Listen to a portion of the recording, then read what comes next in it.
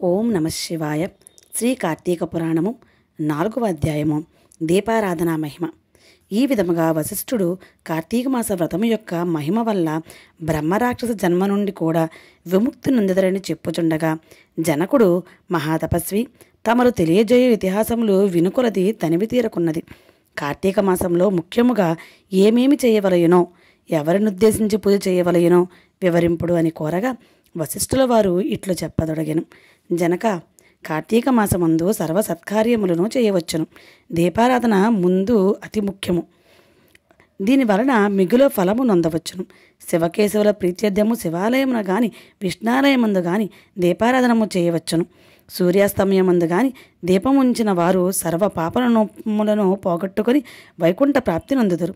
కార్తీక మాసమందు హరిహరాదులు సన్నిధిలో ఆవునేతితో గాని కొబ్బరి నూనెతో గాని అవిసె నూనెతో గాని వెప్ప నూనెతో గాని ఏదీ దొరకనప్పుడు ఆముదముతో గాని దీపము వెలిగించి ఉంచవలెను.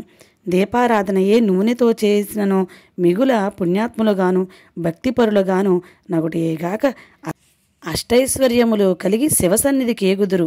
ఇందుకొక కథ కలదు, వినుము. శత్రుజిత్ కథ.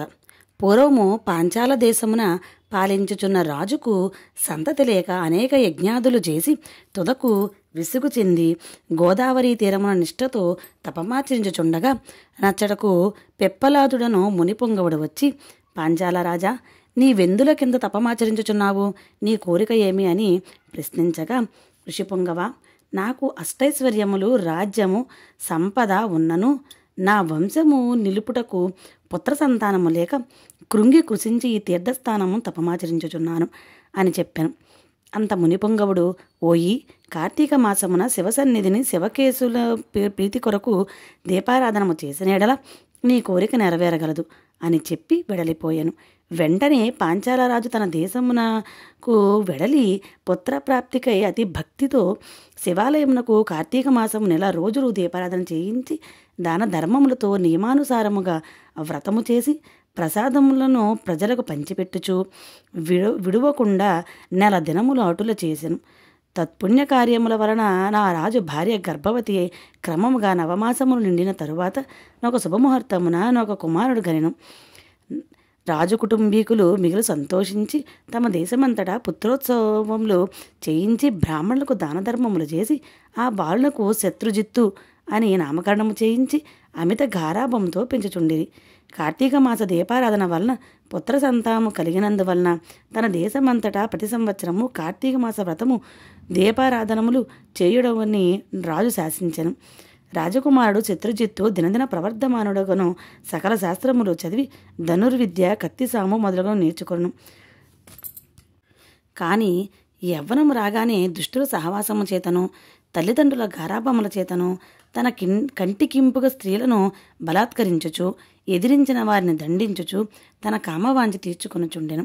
తల్లిదండ్రులు కూడా తమకు లేకలేక కలిగిన కుమారుడని ఎడల చూచి చూడనట్లు విననట్లు ఉండి శత్రుజిత్తు ఆ రాజ్యంలో తన కార్యములకు అడ్డు చెప్పు వారిలను నరుకుదనని కత్తి పట్టుకొని ప్రజలను భయకంపితులను చేయుచుండెను.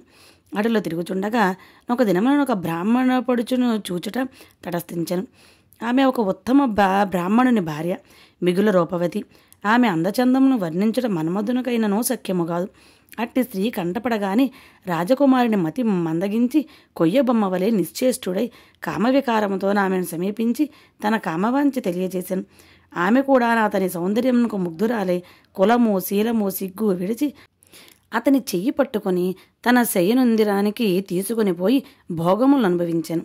ఇట్లొకరి ఒకరు ప్రేమలో పరవశులగుట చేత వారి ప్రతిదినము అర్ధరాత్రి వేళ ఒక అజ్ఞాత స్థలములో కలుసుకొనుచు తమ కామవాంఛ తీర్చుకొనుచుండిరి.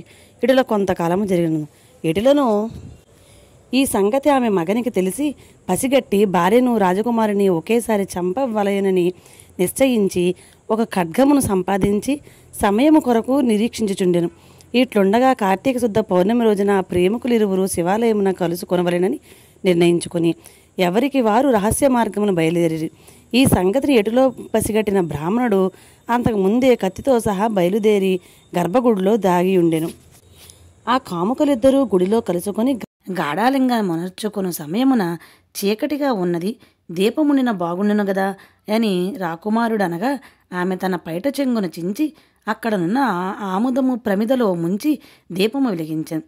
తర్వాత వారిరువురు మహానందంతో రతిక్రీడలు సలుపుటకు ఉద్యుక్తులగుచుండగా అదే ఎదునుగా ఆమె భర్త తన మొలకున్న కత్తి తీసి ఒక్క వ్రేటితో తన భార్యను ఆ రాజకుమారుని ఖండించి తాను కూడా పొడుచుకొని మరణించాను. వారి పుణ్యం కొలది ఆ రోజు కార్తీక శుద్ధ పౌర్ణమి సోమవారం ఒకటి వలనను ఆ రోజు ముగ్గురును చనిపోవటం వలనను శివదూతలు ప్రేమికులు ఇరువురిని తీసుకొని పోవుటకును యమదూతలు బ్రాహ్మణుని తీసుకొని పోవుటకును అక్కడికి వచ్చిరి. అంత యమదూతలను చూచి బ్రాహ్మణుడు, ఓ దూతలారా, నన్ను తీసుకొని వెళ్ళుటకు మీరెలా వచ్చినారు? కామాంధకారముతో కన్ను మిన్ను తెలియక పశుప్రాయముగా వ్యవహరించిన ఆ వ్యభిచారుల కొరకు శివదూతలు విమానములో వచ్చుటేలా చిత్రముగానున్నదే అని ప్రశ్నించను. అంత యమకింకరులు, ఓ బాపడా, వారెంతటి నీచులైనను ఈ పవిత్ర దినమున అనగా కార్తీక పౌర్ణమి సోమవారపు దినమున తెలుసో తెలియకో శివాలయంలో శివుని సన్నిధిని దీపం వెలిగించడం వలన అప్పటి వరకు వారు చేసిన పాపములన్నీయును నశించిపోయినవి. కావున వారికి కైలాసమునకు తీసుకొని పోవుటకు శివదూతలు వచ్చినారు అని చెప్పగా ఈ సంభాషణ అంతయు వినుచున్న రాజకుమారుడు, అలా ఎన్నటికీ జరగనివ్వను. తప్పొప్పులు ఎలాగున్నప్పటికీ మేము ముగ్గురమును ఒకే సమయంలో ఒకే స్థలములో మరణించితిమి కనుక ఆ ఫలము మా అందరికీ వర్తింపవలసినది అని తాము చేసిన దీపారాధన ఫలములో కొంత ఆ బ్రాహ్మణుకు దానము చేశాను. వెంటనే అతనిని కూడా పుష్పక విమానం ఎక్కించి శివ సాన్నిధ్యముకు చేర్చిరి. వింటివా రాజా, శివాలయంలో దీపారాధన చేయటం వలన ఆ ప్రేమికులు చేసిన పాపములు పోవటియేగాక కైలాస ప్రాప్తి కూడా కలిగాను. కాన కార్తీక మాసంలో నక్షత్రమాలయందు దీపముంచిన వారు జన్మరాహిత్యం పొందుదురు. ఇట్లు స్కాంద పురాణాంతర్గత వశిష్ఠ ప్రోక్త కార్తీక మహత్యమందలి 4వ అధ్యాయము 4వ రోజు పారాయణము సమాప్తము. ఓం నమః శివాయ.